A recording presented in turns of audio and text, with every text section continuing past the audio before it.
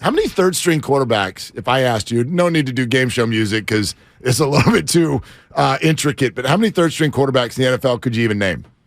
Oh, man, zero? zero? We've seen a few. Like, I can name, I think, is Anthony Brown starting for the Ravens this week? I think he's their third-string quarterback. There's a third-string quarterback flex by you right now. Well, we watched Skylar Thompson with the Miami Dolphins a little bit, Mark. right? Sure we did. Went from Tua to Teddy Bridgewater to Skylar Thompson. I think that, what's his name, Taysom Hill is technically the third-string quarterback. So. It's a little bit of Saints. a nuance, but I'll allow right, it. Kellen Mond, I think, for the Vikings. Kellen Mond for the Vikings. I did see Mason Rudolph's name with the Steelers this week because of an injury to Pickett. And could it be Rudolph? Could it be Trubisky? But I'm not trying to tell you how many I know. I'm trying to tell you how many I don't. Yeah, and that's most of them. Yeah. And the names I just threw out, imagine the idea of clinching a division, hosting playoff games, expecting to win them with any of those guys.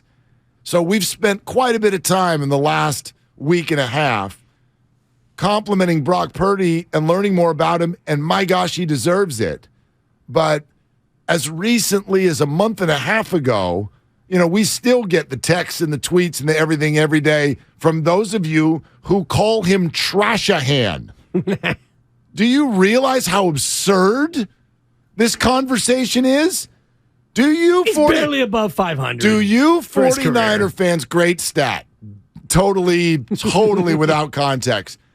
Do you understand, 49er fans, how good of a coach you have? I think the answer to that's no.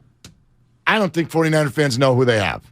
They got one of the best coaches in the NFL. Well, there's more to it than just being able to get, a third-string quarterback to play well. And one thing that Guru was mentioning yesterday that I do still kind of agree with, I don't hold on to it as firmly as he does, it's the idea of late-game management. And this is something where Kyle Shanahan needs to, in tight games, in late games, in big games, he still needs to convince many people that he's up to that task.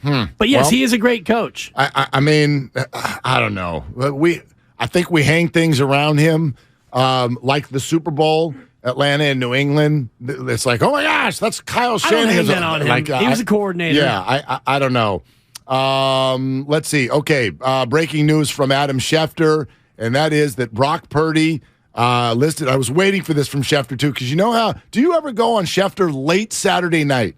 You can tell. He'll tell you who's going to play. Yeah. He'll tell all those questionable guys, all their game time decision. He'll tell you, unless they're a true game time decision, which is rare, he'll tell you who the team is expecting to play and not to play. But because it's a Thursday night game, it was going to come this morning, and it just did.